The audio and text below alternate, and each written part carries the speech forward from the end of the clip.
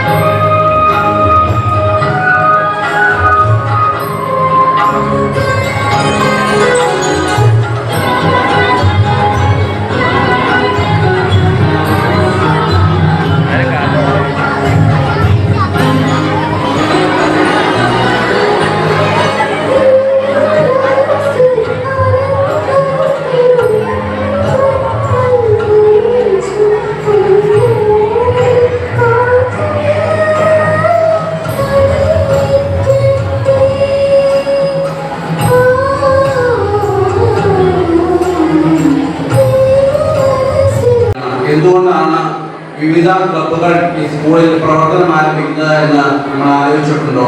പ്രോത്സാഹനവും അതിന് വേണ്ട അറിവുകളും സ്കൂൾ തലത്തിൽ തന്നെ നൽകി അതിനെ പരിപോഷിപ്പിക്കുന്നതിന് വേണ്ടിയാണ് വിവിധ ക്ലബ്ബുകൾ സ്കൂൾ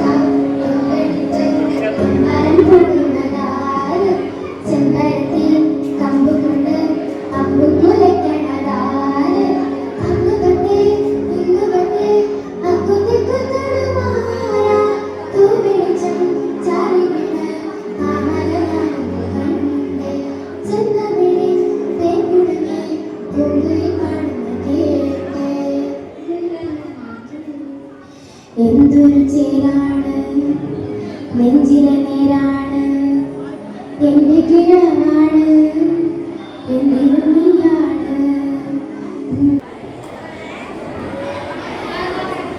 ഖദീജ, വാ നമുക്ക് പോകാം. നമുക്ക് ഈ വീട്ടിൽ ഒരു അവകാശമില്ലാന്ന് തെളിഞ്ഞു കഴിഞ്ഞു. എന്റെ പൊന്നമ്മ, ഞമ്മള് പോണ്.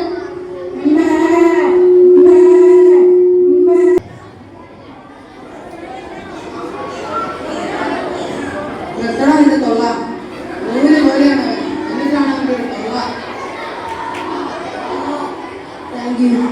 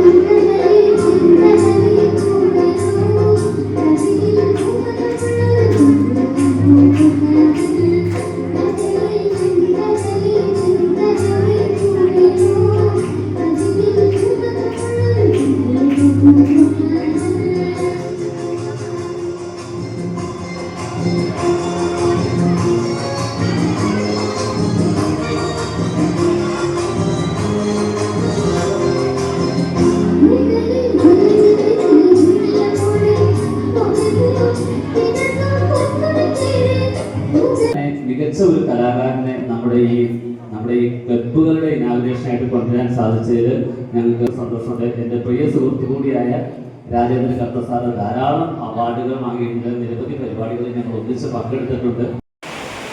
നിങ്ങൾ ഇതിനൊക്കെ പരിചയപ്പെട്ടു. ഒന്ന് ജസ്റ്റ് വേഗം പരിചയപ്പെട്ടു.